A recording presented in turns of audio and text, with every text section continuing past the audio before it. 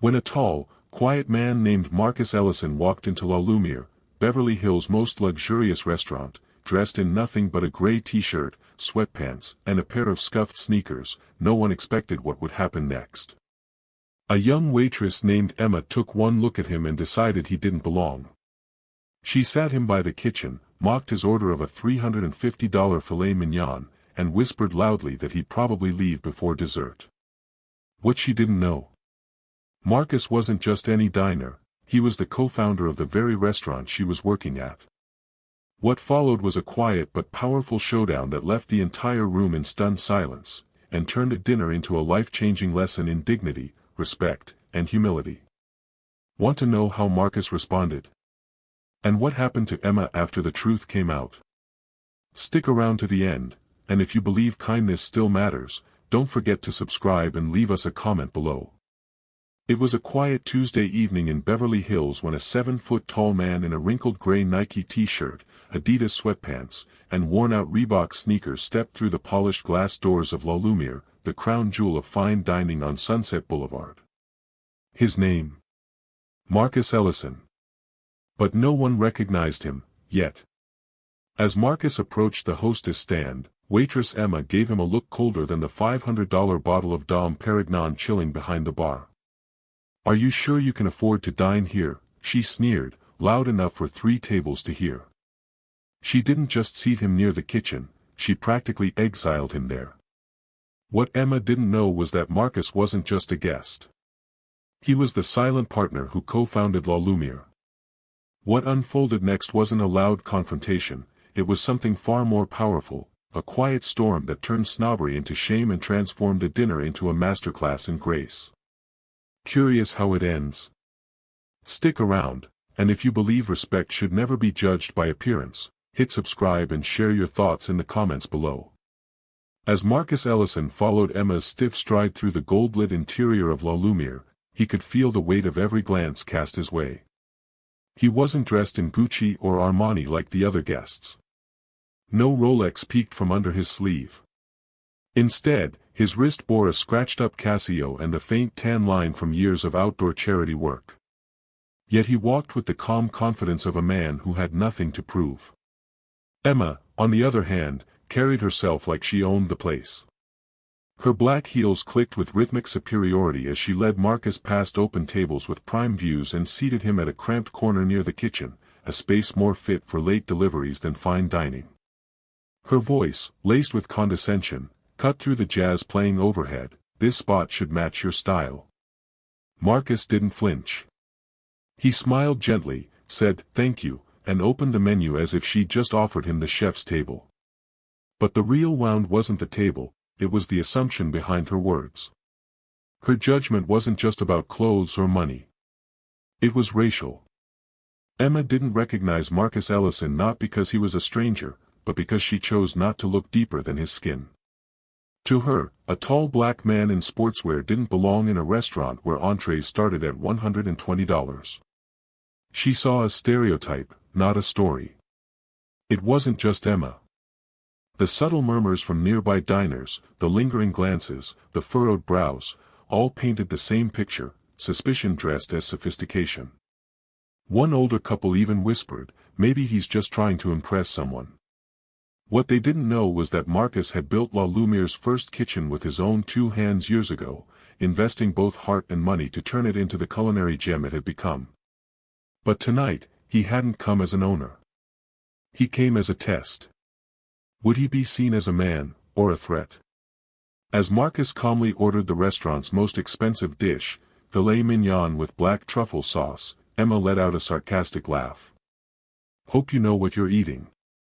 This dish is for connoisseurs." He looked up, his tone still even. "I believe taste isn't about status. It's about experience." The room stirred. Some guests shifted uncomfortably. Others began to see the injustice unfold. And yet, Marcus never raised his voice. He didn't need to. His dignity spoke louder than Emma's prejudice. What began as a dinner turned into a quiet protest, a stand not just against rude service, but against the deep, silent current of racial bias that still runs through even the most polished corners of society. And as we'll see in the next part, what Marcus did after the meal would leave the entire restaurant, and Emma, forever changed. By the time Marcus took his second bite of the filet mignon, whispers had rippled across the polished floor of La Lumiere like wine through tall grass.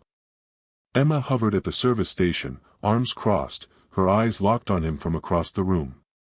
Despite her smirks and judgmental remarks, Marcus's poise remained unshaken, each slow, thoughtful chew a quiet rebuke to the prejudice that clung to her words like perfume too strong.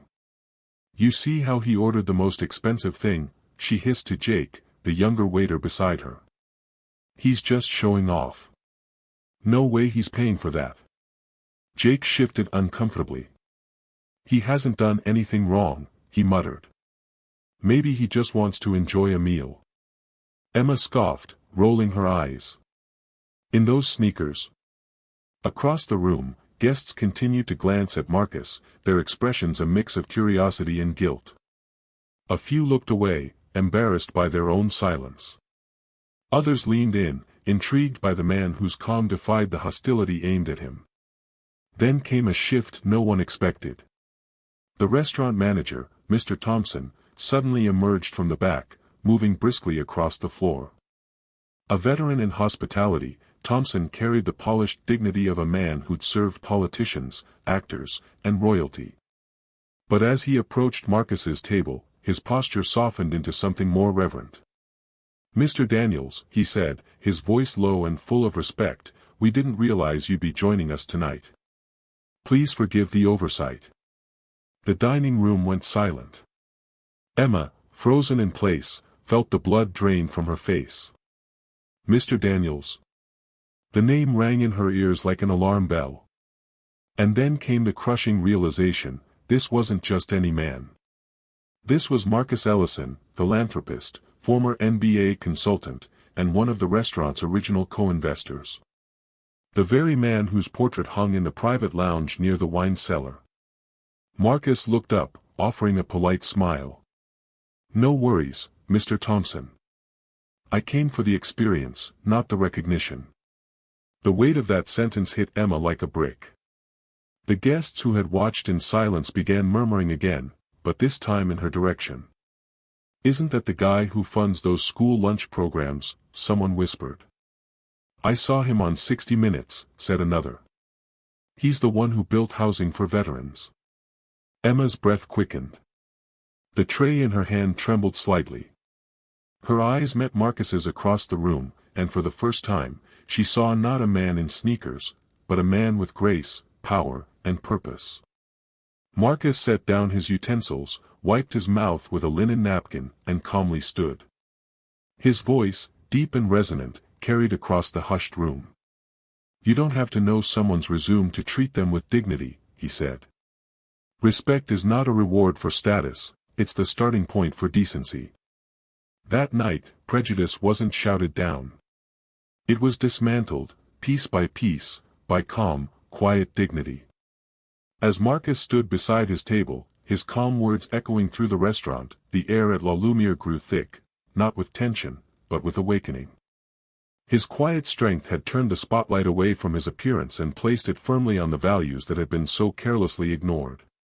Emma stood frozen by the bar, her once confident posture now slumped with the weight of realization. Her face flushed, her fingers fidgeted with the corner of her server's notepad. She had thought she understood class, sophistication, and what kind of people belonged in a place like this. But tonight, her own assumptions had betrayed her. Mr. Thompson cleared his throat. "Emma," he called gently, though the steel in his tone couldn't be missed. "Please come here." All eyes turned to her. Emma walked forward slowly, her heels clicking against the wood floor like a metronome of regret. When she reached Marcus's table, she couldn't bring herself to look him in the eye. I didn't know who you were," she muttered, her voice barely above a whisper. Marcus tilted his head slightly, his gaze calm but unwavering. "And if I wasn't anyone? If I were just a man who wanted dinner?" The room fell still again. Emma swallowed hard. "I was wrong," she said, her voice cracking. I judged you before you ever spoke. I let appearances get in the way. You let race get in the way, Marcus corrected, but his tone was gentle, not cruel. Let's call it what it is. That truth, spoken aloud, felt like glass shattering on marble. The diners weren't just witnesses anymore. They were part of the moment.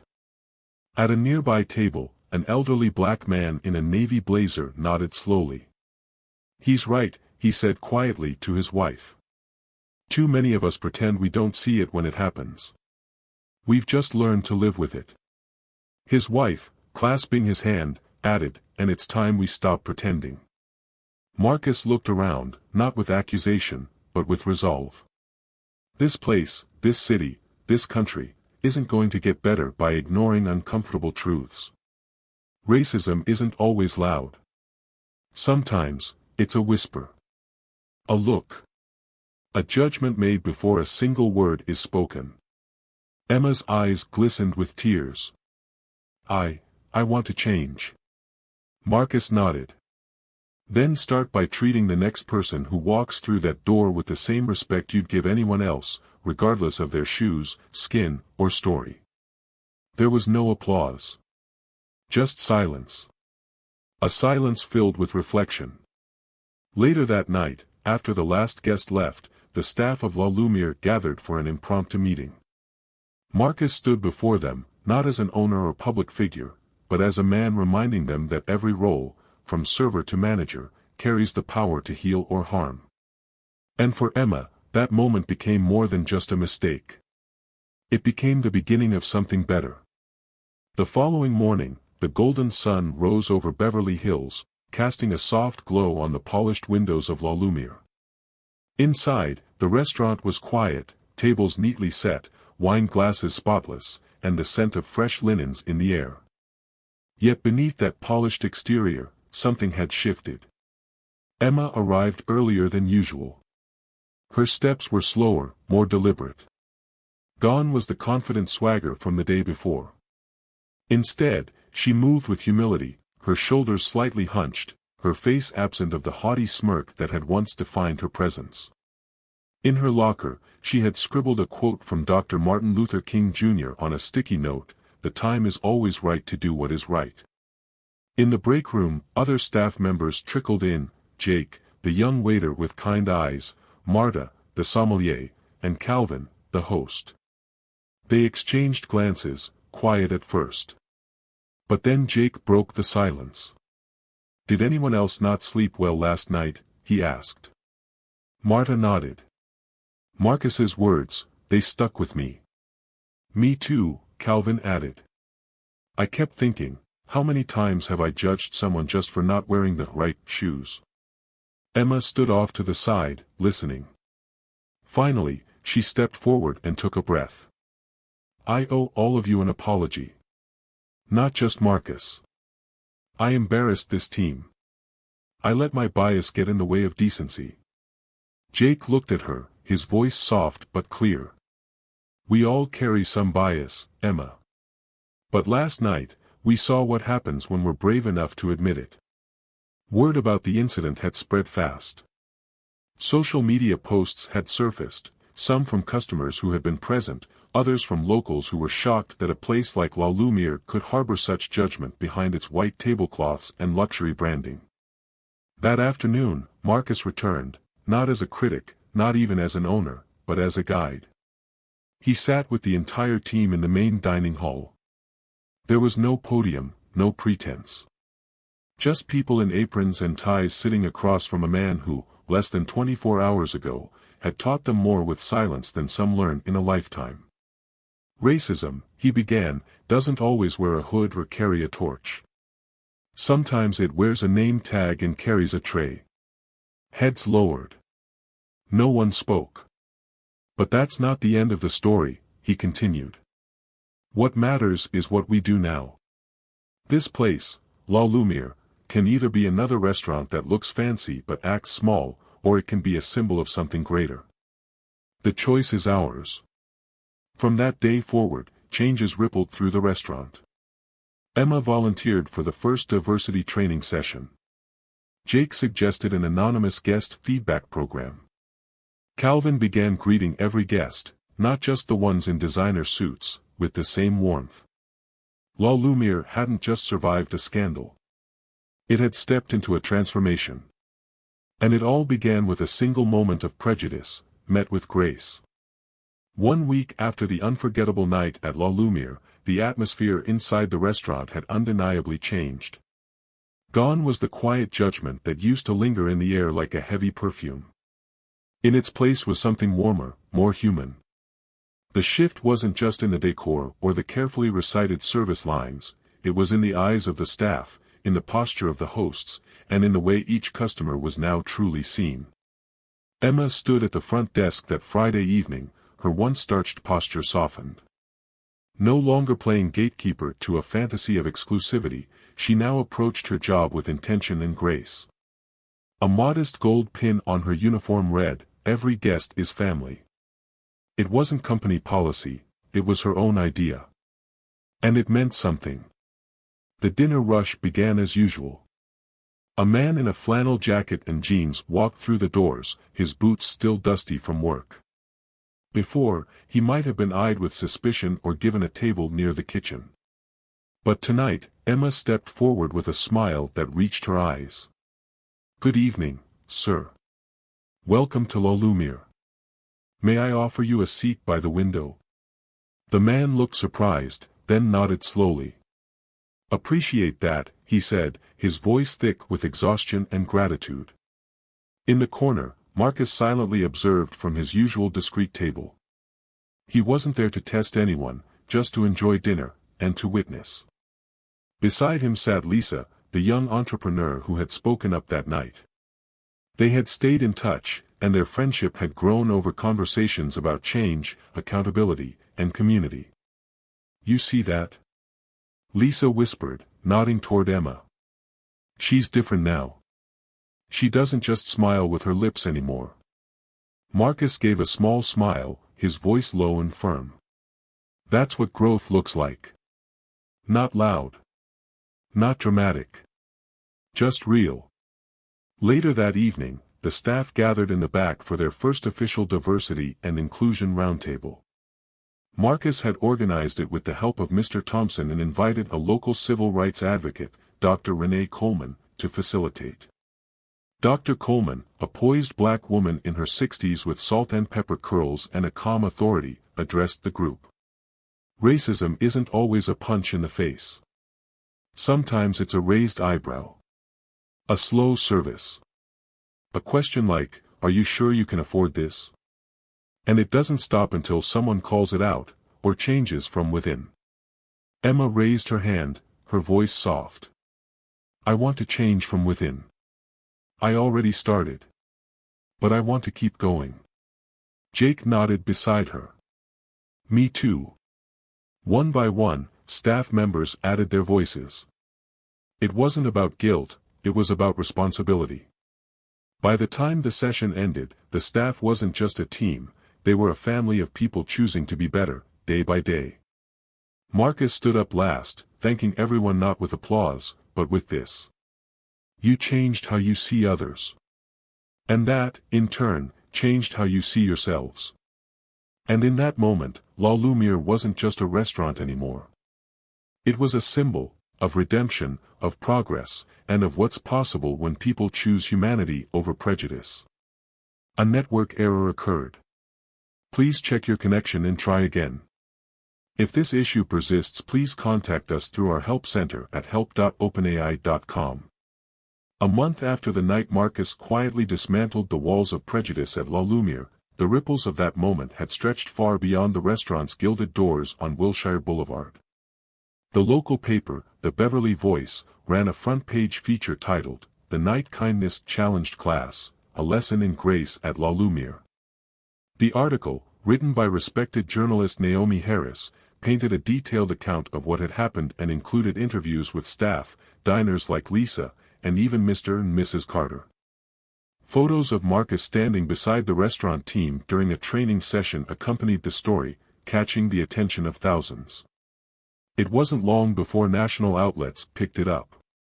Calls began pouring into La Lumiere, not just for reservations, but from restaurant owners, school principals, even hospital administrators who wanted to learn how to create environments rooted in respect rather than reputation. "I read what happened at your restaurant," said a middle-aged black father who walked in with his daughter one evening. "We drove from Pasadena just to see if it was real. And I've never felt more welcome." Emma, now more self-aware and committed, greeted them herself, placing them at one of the best tables with the gentleness of someone who'd learned the value of humility through fire. She still wore the pin that said, "Every guest is family."